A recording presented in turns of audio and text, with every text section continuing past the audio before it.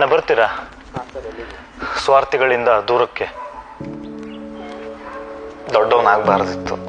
ಚಿಕ್ಕ ವಯಸ್ಸಲ್ಲಿ ಅದೇ ಅಪ್ಪನ ಲೂಸ್ ಶರ್ಟ್ ಹಾಕೊಂಡು ಫ್ಲೆಕ್ಸ್ ಮಾಡ್ತಾ ಇದ್ದೆ ಅಲ್ಲ. ಇವತ್ತು ಅವ್ರ ಭುಜಕ್ಕೆ ಬೆಳೆದು ನಿಂತಿದ್ದೀನಿ. ಇನ್ಫ್ಯಾಕ್ಟ್ ಅವ್ರಿಗಿಂತ ಹೈಟ್ ಆಗಿದ್ದೀನಿ. ಅದೇ ಚಿಕ್ಕ ವಯಸ್ಸಲ್ಲಿ ಯಾರು ಸ್ಕೂಲ್ಗೆ ಹೋಗ್ತಾರೆ, ಯಾರಿಗೆ ಹೋಮ್ವರ್ಕ್ ಮಾಡ್ತಾನೆ, ಒಂದ್ಸಲ ದೊಡ್ಡವನಾಗ್ಬಿಟ್ರೆ ಇದೇನು ಟೆನ್ಷನ್ ಇರಲ್ಲ ಅಂತ ಅನಿಸ್ತಿತ್ತು. ಇವಾಗ ಗೊತ್ತಾಗ್ತಾ ಇದೆ, ಪ್ರಾರ್ಥನೆಯಲ್ಲಿ ನಿಂತು ರಾಷ್ಟ್ರಗೀತೆ ಹಾಡ್ತಿದ್ದಾಗ್ಲೇನೆ ಲೈಫ್ ತುಂಬ ಚೆನ್ನಾಗಿತ್ತು ಅಂತ. ಅವತ್ತು ನನಗೆ ಅಪ್ಪನ ಎದೆ ಮೇಲೆ ಮಲ್ಕೊಂಡು ಅವ್ರು ಹೇಳೋ ಕತೆಗಳನ್ನ ಕೇಳ್ತಾ ನಿದ್ರೆಗೆ ಜಾರೋಕ್ಕಾಗಲ್ಲ ದೊಡ್ಡವನಾಗ್ಬಿಟ್ರೆ ಅನ್ನೋದು ಗೊತ್ತಿದ್ರೆ ನಾನು ದೊಡ್ಡವನಾಗ್ತಿರ್ಲಿಲ್ಲ. ದೊಡ್ಡವನಾದ್ರೆ ಅಪ್ಪನ ಸ್ಕೂಟ್ರಲ್ಲಿ ಮುಂದೆ ಕೂತ್ಕೊಂಡು ಪೇಟೆಗೆ ಹೋಗೋಕ್ಕಾಗಲ್ಲ ಅನ್ನೋದು ಗೊತ್ತಿದ್ರೆ ನಾನು ದೊಡ್ಡವನಾಗ್ತಿರ್ಲಿಲ್ಲ. ಹೆದರಿಕೆ ಆದಾಗ ಅಪ್ಪನ ಹಿಂದೆ ಔದ್ಕೊಂಡು ಸೇಫ್ ಫೀಲ್ ಆಗೋಕ್ಕಾಗಲ್ಲ ಅನ್ನೋದು ಗೊತ್ತಾದ್ರೆ ನಾನು ದೊಡ್ಡವನಾಗೋಕೆ ಬಯಸ್ತಿರ್ಲಿಲ್ಲ. ಮತ್ತೆ ಅವರ ಭುಜದ ಮೇಲೆ ಕೂತ್ಕೊಂಡು ನನ್ನ ಊರ ಜಾತ್ರೆ ನೋಡೋಕ್ಕಾಗಲ್ಲ ಅನ್ನೋದು ಗೊತ್ತಿದ್ರೆ ನಾನು ದೊಡ್ಡವನಾಗೋಕೆ ಬಯಸ್ತಿರ್ಲಿಲ್ಲ. ದೊಡ್ಡವನಾಗ್ಬಿಟ್ರೆ ಅವ್ರ ಕೆಲಸದಿಂದ ಬಂದಾಗ ನನ್ನಪ್ಪ ಬಂದ್ರು ಅಂತ ಓಡೋಗಿ ಅವ್ರನ್ನ ತಪ್ಕೊಂಡು ಅವ್ರು ಕೊಡೋ ಮುತ್ತುಗಳನ್ನ ತಗೊಳ್ಳೋಕ್ಕಾಗಲ್ಲ ಅನ್ನೋದು ಗೊತ್ತಿದ್ರೆ ನಾನು ದೊಡ್ಡವನಾಗೋಕೆ ಬಯಸ್ತಾ ಇರಲಿಲ್ಲ. ಇವೆಲ್ಲ ನನ್ನ ಕೋರ್ ಮೆಮೊರೀಸ್, ನನ್ನ ಬಾಲ್ಯದ ದಿನವನ್ನ ಇನ್ನಷ್ಟು ಸುಂದರವಾಗಿ ಮಾಡಿದಂಥ ಘಟನೆಗಳು. ಇವತ್ತು ಸಂಬಂಧ ಬೇರೆ ಥರ ಇದೆ. ತಪ್ಕೋಬೇಕು ಅಂತಂದ್ರೆ ಸಂಕೋಚ ಆಗ್ತಾ ಇದೆ. ಅವರ ಲೂಸ್ ಶರ್ಟ್ ನನಗೆ ಟೈಟ್ ಆಗ್ತಾ ಇದೆ. ಅಕಸ್ಮಾತ್ ಅವತ್ತು ನನ್ಗೆ ಗೊತ್ತಿದ್ರೆ ದೊಡ್ಡವನಾದ್ರೆ ಹಿಂಗೆ ಆಗ್ಬಿಡತ್ತೆ ಅಂತ ಅನ್ಸಿದ್ರೆ ಇನ್ನೊಂದು ಸ್ವಲ್ಪ ಹೊತ್ತು ಜಾಸ್ತಿ ಹೊತ್ತು ಹಗ್ ಮಾಡ್ತಿದ್ನೇನೋ. ಇನ್ನೊಂದು ಕತೆ ಹೇಳಿ ಅಂತ ಹಠ ಮಾಡ್ತಿದ್ನೇನು. ಅವರ ಬೆರಳು ಹಿಡ್ಕೊಂಡು ಮತ್ತೊಂದು ಸ್ವಲ್ಪ ಹೊತ್ತು ಜಾತ್ರೆ ನೋಡ್ತಿದ್ನೇನು. ಮತ್ತೆ ತಪ್ಕೋಬೇಕು ಅನಿಸ್ತಾ ಇದೆ. ಇದಕ್ಕೋಸ್ಕರನೇ ಮತ್ತೆ ಚಿಕ್ಕವನಾಗ್ಬೇಕು ಅನಿಸ್ತಾ ಇದೆ. ಸೊ ಬಯಸ್ದಂಗೆ ದೊಡ್ಡವನಾಗಿದ್ದೆ. ರೆಕ್ಕೆ ಪುಕ್ಕ ಬಂದಿತ್ತು. ಪ್ರಪಂಚ ಸುತ್ತಬೇಕು ಅಂತ ಒಂದೆರಡು ಕಡೆ ಹೋದಾಗ ಗೊತ್ತಾಯ್ತು ಪ್ರಪಂಚ ತುಂಬಾ ವೇಗವಾಗಿ ಹೋಗ್ತಾ ಇದೆ. ನಾನು 4G ಇಂದ 5G ಶಿಫ್ಟ್ ಆಗ್ಬೇಕು ಅಂತ ಇದ್ರೆ ನನ್ನ ಅಪ್ಪ ಇನ್ನೂ ಕೀಪ್ಯಾಡ್ ಫೋನ್ ಯೂಸ್ ಮಾಡ್ತಾ ಇದ್ರು. ಕಾಲ್ ಬಂದ್ರೆ ಇಡೀ ಊರಿಗೆ ಕೇಳಬೇಕು, ಅಷ್ಟು ದೊಡ್ಡದೊಂದು ರಿಂಗ್ ಟ್ಯೂನ್ ಇಟ್ಟಿದ್ರು. ನನಗೆ ಕೆಲಸ ಸಿಗ್ತಾ ಇಲ್ಲ ಅಂತ ಅವರು, ಇವ್ರಿಗೇನೋ ಗೊತ್ತಾಗಲ್ಲ ಹಳೆ ಜನ್ರೇಷನ್ ಅವರು ಅಂತ ನಾನು. ಫ್ರೆಂಡ್ಸ್ ಎಲ್ಲ ಅವರಪ್ಪ ಮಾಡಿರೋ ದುಡ್ಡಲ್ಲಿ ಸ್ಟಾರ್ಟಪ್ ಅದು ಇದು ಅಂತ ಮಾಡ್ತಾ ಇದ್ರೆ ನನ್ನ ಥಾಟ್ಸ್ ಬರೋದು 24 ಗಂಟೆನೂ ಕೆಲಸ ಕೆಲಸ ಅಂತಿದ್ರು. ಇವ್ರು ಏನ್ ಕಿಸಿದ್ರು ಅಂತ. ಹಾಕಿದ್ದೆ 2 ಜೊತೆ ಬಟ್ಟೆ ಹಾಕ್ತಾರೆ. ಬ್ರಿಟಿಷರು ಭಾರತ ಬಿಟ್ಟು ಹೋಗುವಾಗ ಮ್ಯಾನುಫ್ಯಾಕ್ಚರ್ ಮಾಡಿರುವಂಥ ಚಪ್ಪಲಿನ ಇನ್ನೂ ಯೂಸ್ ಮಾಡ್ತಾ ಇದ್ದಾರೆ. ಒಂದು ಬರ್ಡೇ ಸೆಲೆಬ್ರೇಟ್ ಮಾಡಲ್ಲ, ಪಾರ್ಟಿಗೆ ಹೋಗಲ್ಲ, ಫಿಲ್ಮು ಎಂಟರ್ಟೈನ್ಮೆಂಟ್ ಅಂತ ಏನೂ ಕೇಳಂಗಿಲ್ಲ. ನನಗೆ ಫರಕ್ಕೆ ಬೀಳಲ್ಲ. ಒಂಥರ ತಾನೇ ಸಿಗ್ಮಾ ಆ ಥರ ಆ್ಯಟಿಟ್ಯೂಡಲ್ಲಿ ಇರ್ತಾರೆ. ನನಗೆ ಹೇಟ್ ಮಾಡ್ತಾರೆ ಅನ್ನೋ ಒಂದು ಸುಖ ಸ್ಟಾರ್ಟ್ ಆಗ್ಬಿಡ್ತು. ಸಹಜ ಮೇ ಬಿ ರೆಕ್ಕೆ ಪುಕ್ಕ ಬಂದಾಗ. ಸೊ ಮನಸ್ತಾಪಗಳು ಜಾಸ್ತಿ ಆಗ್ತಾನೆ ಹೋದಾಗ ಅನ್ಸೋ ಸ್ಟಾರ್ಟ್ ಆಗ್ಬಿಡ್ತು. ಒಂದ್ಸತಿ ಕೆಲಸ ಅನ್ನೋದು ಸಿಕ್ಬಿಟ್ರೆ ಇವ್ರ ಕಾಟ ತಪ್ಪಿಸ್ಕೊಂಡು ಮನೆಯಿಂದ ಎಲ್ಲಾದ್ರೂ ದೂರ ಹೋಗ್ಬಿಡ್ತೀನಿ ಅಂತ. ಸೊ ಫೈನಲಿ ದಿನ ಬಂತು. ರೈಲ್ವೆ ಸ್ಟೇಷನ್ನಲ್ಲಿ ನನ್ನ ಡ್ರಾಪ್ ಮಾಡೋಕಂತ ಬಂದು ನಿಂತಾಗ ಅಲ್ಲೂ ನನ್ನ ಹತ್ರ ಸರಿಯಾಗಿ ಮಾತಾಡ್ತಾ ಇಲ್ಲ, ಉಪದೇಶನೇ ಕೊಡ್ತಾ ಇದ್ದಾರೆ. ಕಂಟಿನ್ಯೂಸ್ ಆಗಿ ನನ್ನ ಬೈತಾ ಇದ್ದಾರೆ. ನಾನು ತಲೆ ಕೆಳಗೆ ಮಾಡಿಸ್ಕೊಂಡು ಬೈಸ್ಕೊತಾ ಇದ್ದೀನಿ. ಹಂಗೆ ಮಾಡ್ಬೇಡ, ಹಿಂಗೆ ಮಾಡ್ಬೇಡ, ಅದು ಮಾಡ್ಬೇಡ, ಇದು ಮಾಡ್ಬೇಡ ಅಂತ ಕೇಳ್ತಾ ಕೇಳ್ತಾ ಕೇಳ್ತಾ ಅವ್ರ ವಾಯ್ಸು ಸಡನ್ ಆಗಿ ಲೋ ಆಗೋಕೆ ಸ್ಟಾರ್ಟ್ ಆಗ್ಬಿಡ್ತು. ಯಾಕೆ ಅಂತ ನಾನು ಮೇಲ್ ತಿರುಗಿ ನೋಡಿದ್ರೆ ಹೇಳ್ತಾನೆ ಇದ್ದಾರೆ. ವಾಯ್ಸ್ ಫ್ಲಕ್ಚುವೇಟ್ ಆಗ್ತಾ ಇದೆ. ಅವ್ರ ಕಣ್ ಪೂರ್ತಿ ಒದ್ದೆ ಹಾಕ್ಬಿಟ್ಟಿದೆ. ನನಗೆ ಗೊತ್ತಿಲ್ಲ ಯಾಕೆ ಅಂತ, ಬಟ್ ನಾನು ವೀಕ್ ಅಂತ ಫೀಲ್ ಆಗೋಕೆ ಸ್ಟಾರ್ಟ್ ಆಗ್ಬಿಡ್ತು ನನಗೆ. ಸೊ ನಾನು ತಿರ್ಗಿ ಹೋಗಿ ಗಾಡೀಲಿ ಕೂತವನು ಹಿಂತಿರುಗಿ ನೋಡಲೇ ಇಲ್ಲ. ಮೇ ಬಿ ಅವ್ರು ಅಳ್ತಿದ್ರೇನೋ, ಬಟ್ ನನಗೆ ನನ್ನ ತಲೆಯಲ್ಲಿ ಅವರು ಏನೂ ಫರಕ್ ಬೀಳಲ್ಲ, ಆ ಸಿಗ್ಮಾ ಆ್ಯಟಿಟ್ಯೂಡ್ ಅಂತ ಏನು ಪ್ರಿಂಟ್ ಆಗಿದೆಯಲ್ಲ ಅದು ಹಾಗೇ ಇರಲಿ ಅಂತ. ಯಾಕಂತಂದ್ರೆ ಅವ್ರ ವಾಯ್ಸ್ ಲೋ ಆಗುವಾಗ ನನ್ಗೆ ಗೊತ್ತಾಯ್ತು ಅವರು ಗಟ್ಟಿಯಾಗಿರೋದಕ್ಕೇನೆ ನಾನು ಸೆಕ್ಯೂರ್ ಫೀಲ್ ಮಾಡ್ತಾ ಇರೋದು. ಅವರು ಕುಗ್ಗೋಕ್ ಸ್ಟಾರ್ಟ್ ಆದಾಗ ಅವ್ರ ಆಶ್ರಯದಲ್ಲಿರೋ ನಾನು ವೀಕ್ ಅಂತ ಫೀಲ್ ಆಗೋಕೆ ಸ್ಟಾರ್ಟ್ ಆಗ್ಬಿಡ್ತು. ನಾನು ಇಲ್ಲಿಗೆ ಬಂದ್ಬಿಟ್ಟೆ.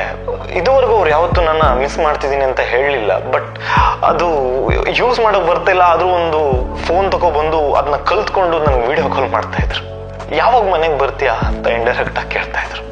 ಇದುವರೆಗೂ ಅವರು ನಾನು ನಿನ್ಮೇಲೆ ಪ್ರೌಡ್ ಫೀಲ್ ಇದ್ದೀನಿ ಅಂತ ನನಗೆ ಹೇಳಲಿಲ್ಲ. ಆದರೆ ನನ್ನ ಮಗ ಕೊಡ್ಸಿರೋ ಶೂಸ್ ಇದು, ನನ್ನ ಮಗ ದೊಡ್ಡ ಊರಲ್ಲಿ ಕೆಲ್ಸಕ್ಕಿದ್ದಾನೆ ಅಂತ ಹೇಳಿ ಊರೆಲ್ಲ ಶೋ ಆಫ್ ಮಾಡ್ತಿದ್ರು. ನನಗಿಲ್ಲಿ ಕೆಲಸ, ನನ್ನ ಸಂಬಳದಲ್ಲಿ ನನಗೆ ಮೇಂಟೈನ್ ಮಾಡೋಕೆ ಆಗ್ತಾ ಇಲ್ಲ. ಇವ್ರು ಹೆಂಗೆ ಇಷ್ಟು ದೊಡ್ಡ ಮನೇನ ಮೇಂಟೈನ್ ಮಾಡ್ತಿದ್ರು ಅಂದಾಗ ನನಗೆ ಸಡನ್ ಆಗಿ ಅವ್ರು ಹಾಕ್ತಿರೋ 2 ಜೋಡಿ ಬಟ್ಟೆ ನೆನಪಾಗ್ಬಿಡ್ತು. ಯಾಕಂತಂದ್ರೆ ಅವತ್ತು ನನ್ನ ಹತ್ರ ಹಾಕೊಳ್ಳೋಕೆ ಸಾಕಷ್ಟು ಬಟ್ಟೆ ಇತ್ತು. ಅವ್ರ ಫಿಲ್ಮಿಗೂ ಹೋಗ್ಬೋದಿತ್ತು, ಚಪ್ಪಲಿ ಯಾಕೆ ಶೂಸೇ ತಗೋಬೋದಿತ್ತು. ಆದ್ರೆ ಅವತ್ತು ನನಗೆ ಪ್ರಪಂಚ ಸುತ್ತಬೇಕಿತ್ತು.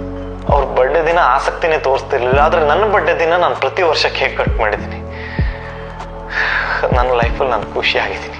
ಇಷ್ಟೆಲ್ಲ ಮಾಡಿದವರು ಇದುವರೆಗೂ ಕೂಡ ನಾನು ನಿನ್ನ ಪ್ರೀತಿಸ್ತೀನಿ ಅಂತ ಅವ್ರು ನಂಗೆ ಯಾವತ್ತೂ ಹೇಳಲಿಲ್ಲ.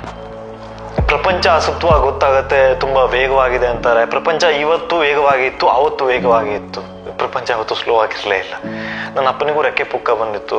ನಮ್ಮ ಕೈ ಬಿಟ್ಟು ಹಾರ್ಬೋದಿತ್ತು, ಆದ್ರೆ ಕೈ ಹಿಡ್ಕೊಂಡು ನಡ್ಕೊಂಡು ಹೋಗೋಕೆ ಪ್ರಿಫರ್ ಮಾಡಿದ್ರು. ಮೇ ಬಿ ಅದಕ್ಕೆ ಏನೋ ಸ್ವಲ್ಪ ಹಿಂದುಳಿದ್ಬಿಟ್ರು. ಇವತ್ತು ನನಗೆ ರೆಕ್ಕೆ ಪುಕ್ಕ ಬಂದು ಹಾರಬೇಕು ಅನ್ನಿಸ್ದಾಗ ಅವರೇ ನಂಗೆ ಭಾರವಾಗ್ತಾ ಇದ್ದಾರೆ.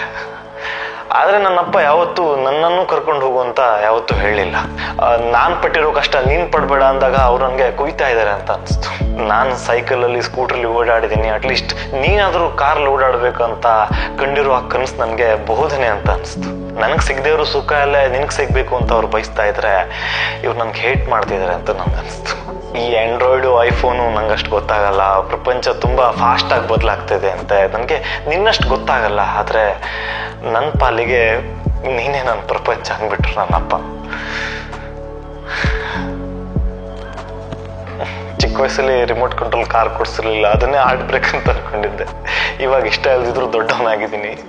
ಹಾರ್ಟ್ ಬ್ರೇಕ್ ಅಂದ್ರೆ ಏನು ಅಂತ ಗೊತ್ತಾಗ್ತಾ ಇದೆ. ಅದೇ ಬೈಕ್ ಸ್ಪೀಡ್ ಕಮ್ಮಿ ಆಗಿದೆ, ಜವಾಬ್ದಾರಿಗಳು ಜಾಸ್ತಿ ಆಗಿದೆ.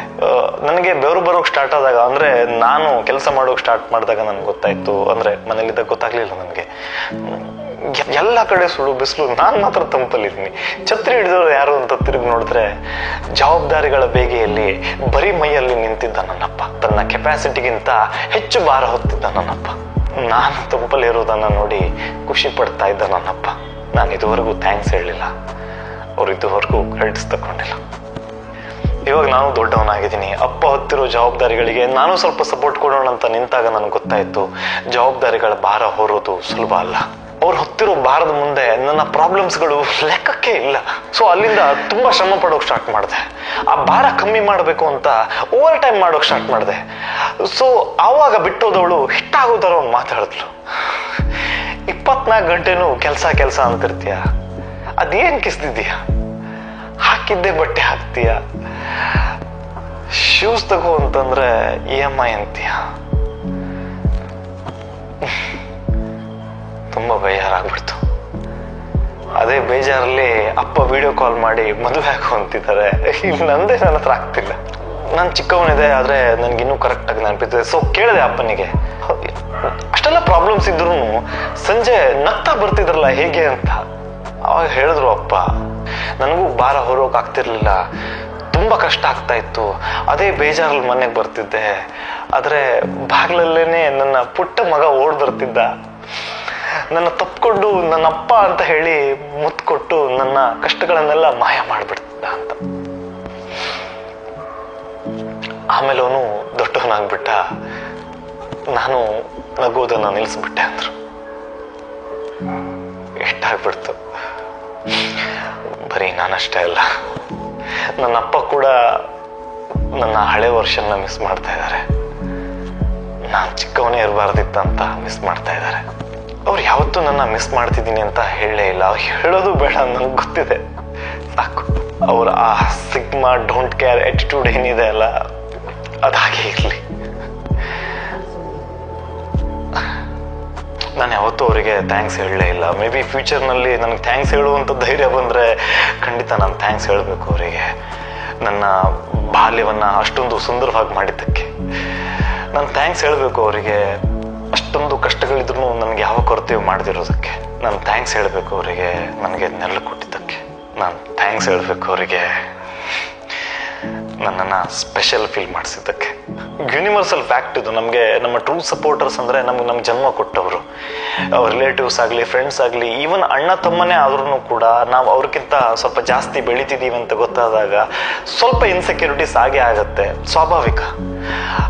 ಆದರೆ ತನಗಿಂತ ಜಾಸ್ತಿ ಬೆಳೀತಿದ್ದಾನೆ ಅಂತ ಗೊತ್ತಾದಾಗ್ಲೂ ಅದನ್ನ ನಮ್ಗಿಂತ ಜಾಸ್ತಿ ಖುಷಿ ಪಟ್ಟು ಶೋ ಆಫ್ ಮಾಡೋನು ಅಪ್ಪ. ನನ್ನ ಚಿಕ್ಕ ಪುಟ್ಟ ಸಾಧನೆಗಳಿಗೆ ಸೆಲೆಬ್ರೇಟ್ ಮಾಡಿದವನು ನನ್ನಪ್ಪ. ನಾನು ಸೈಕಲ್ ಕಲ್ತಿದ್ದೀನಿ, ಸ್ವಿಮ್ಮಿಂಗ್ ಕಲ್ತಿದ್ದೀನಿ ಅಂದಾಗ ಪ್ರೌಡ್ ಫೀಲ್ ಆದವನು ನನ್ನಪ್ಪ. ಏನೂ ಕೇರ್ ಮಾಡಲ್ಲ, ಆಟಿಟ್ಯೂಡ್ ಮೇಂಟೈನ್ ಮಾಡ್ತಾ ಇರೋನು. ನಾನು ಬಿದ್ದು ಪೆಟ್ಟಾದಾಗ ಏನು ಮಾಡಲಿ ಅಂತ ದಿಕ್ಕು ದೋಚದೆ ಕಂಗಾಲಾದವನು ನನ್ನಪ್ಪ. ನನ್ನ ಪಾಲಿನ ಹೀರೋ ನನ್ನಪ್ಪ. ನಾವು ತುಂಬ ದೊಡ್ಡವರಾದಾಗ ನಮ್ಮ ಅಪ್ಪ ಅಮ್ಮ ವಾಪಸ್ ಚಿಕ್ಕ ಮಕ್ಕಳಾಗ್ತಾ ಬರ್ತಾರಂತೆ. ಅವತ್ತು ನಾವೇಗೆ ಬಾಗಿಲಲ್ಲಿ ನಿಂತು ಅವ್ರ ಕೆಲಸದಿಂದ ಬರೋದನ್ನ ಕಾಯ್ತಾರೋ ಹಾಗೆ ನಮ್ಗೆ ರಜೆ ಸಿಕ್ಕಿದಾಗ ಅಥವಾ ಹಬ್ಬಕ್ಕೂ ಮನೆಗೆ ಬರೋದನ್ನ ಅವ್ರು ಕಾಯ್ತಾ ಇರ್ತಾರಂತೆ. ಅವತ್ತು ಅವರ ಬೆರಳಿಟ್ಕೊಂಡು ನಾವು ಜಾತ್ರೆಗೆ ಹೋದಾಗೇನೆ ನಾವೆಲ್ಲೋ ಅವ್ರನ್ನ ಹೊರಗೆ ಕರ್ಕೊಂಡು ಹೋಗೋ ಥರ ಅವರು ಕಾಯ್ತಾ ಇರ್ತಾರಂತೆ. ಆದರೆ ಅವ್ರು ಯಾವತ್ತೂ ಹೇಳಲ್ಲ. ಸೊ ನಾವು ಏನು ಮಾಡ್ಬೋದು ಅಂತಂದರೆ, ಮನೆಗೆ ಹೋದಾಗ ನಮ್ಮ ಸಾವಿರಾರು ಟೆನ್ಷನ್ಗಳನ್ನು ಅವ್ರ ಮೇಲೆ ಹಾಕ್ದೇನೆ ನಿಜವಾಗ್ಲೂ ಖುಷಿಯಾಗಿರ್ಬೋದು. ಅವರು ಖುಷಿಯಾಗಿರ್ತಾರೆ. ಅಟ್ಲೀಸ್ಟ್ ಈ ಸತಿನಾದರೂ ಹಗ್ ಮಾಡೋಕೆ ಟ್ರೈ ಮಾಡ್ಬೋದು.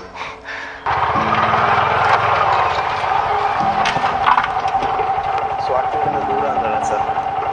ನಿಮ್ಮ ಮನೆ ಬಂದು ಅಪ್ಪ ಕಾಯ್ತಾ ಇರ್ತಾರೆ, ಹೋಗಿ.